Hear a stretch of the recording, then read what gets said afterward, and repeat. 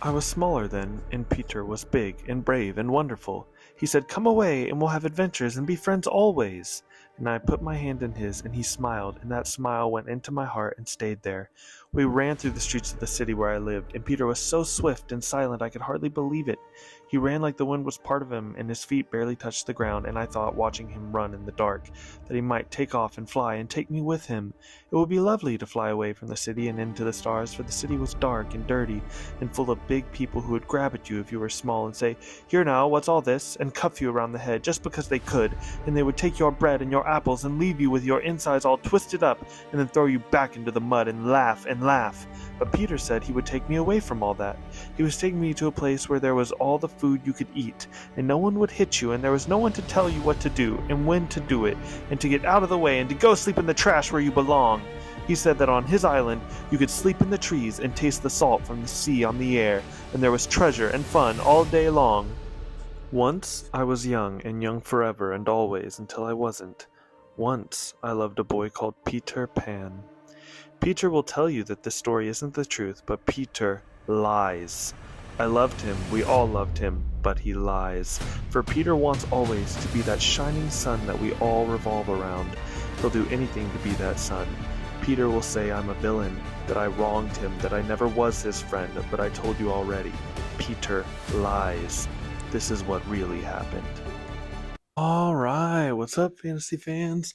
As always, I'm Shay from the channel Zachary Shay, where I talk about fantasy books, comic books, manga, and today I'm going to be covering a spoiler-free review of Christina Henry's The Lost Boy.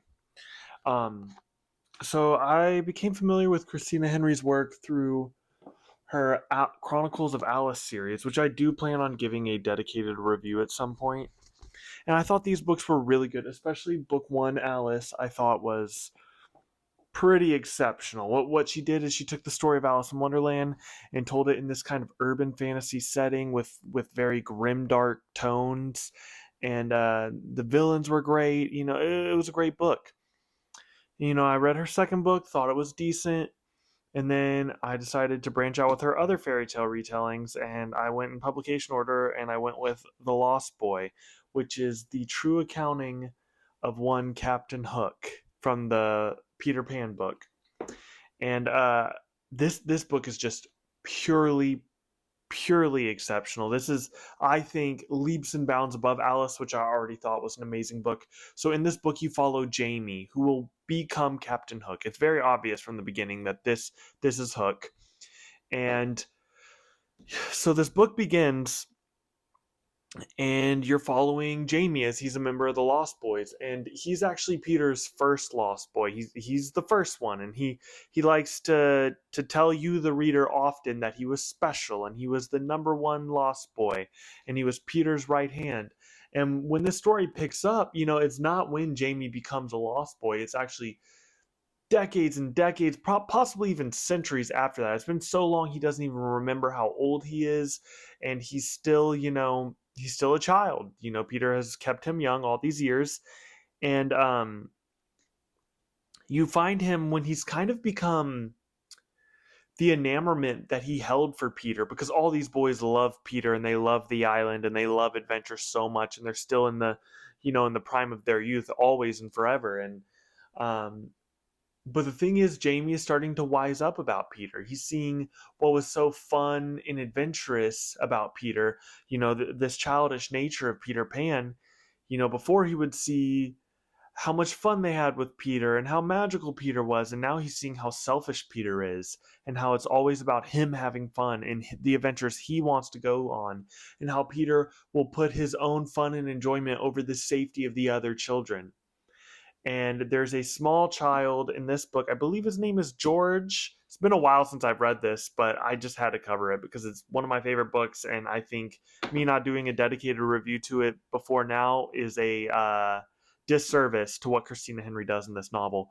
But you get this one boy that Peter, he kind of falls behind. He's younger than the other boys that Peter brought to the island, and he's not, scrappy, and he doesn't come from a broken family. He comes from a loving family, and Peter stole him, and Jamie views that as Peter took this child by mistake. So he's looking out for this child, and Peter just doesn't seem to care. All he wants to do is have his games and have his fun.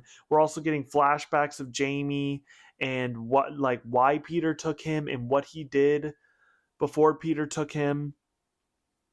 And what I believe this book does really well, first of all, the prose I think are a step above Alice's prose, which I already thought were good, but you could tell that Christina Henry has, upped her pen game quite a bit with this book. And not only are the prose better, the dialogue is better, um, and just the character writing and the character arcs as a whole are better. Some negatives of this book, if I had to get into some negatives, just get those out of the way. I will say, aside from Jamie and Peter, I think the side characters were good and they served the purpose they needed to serve. Um, but I don't think any of the side characters are going to stand out in the way that Jamie and Peter do. Especially Jamie. I feel like this is a very Jamie centric book. So if you need an extremely well rounded cast of side characters, well, I think that they are good, like above average side characters. They're nothing that, that's going to completely wow you. And that is the only negative I could even possibly think of. That being said, this is really a deep dive into the character of Jamie. And I honestly thought that the duality between Jamie and Peter Pan felt a lot like Joker and Batman. Like, Peter does have this obsession with Jamie because he was his first lost boy. And Jamie was supposed to love him always and adventure with him always. And Peter can't understand that Jamie has grown up, that he's outgrown these childish games. And it hurts Peter. And the way that she portrays Peter in this book is nothing short of terrifying. I mean, if you at all, if you're an imaginative reader, like you picture the scenes vividly in your mind, you will probably be terrified of Peter. He's one of those villains you just hate so much. You love to hate them. This is not hate to love them. This is you hate Peter.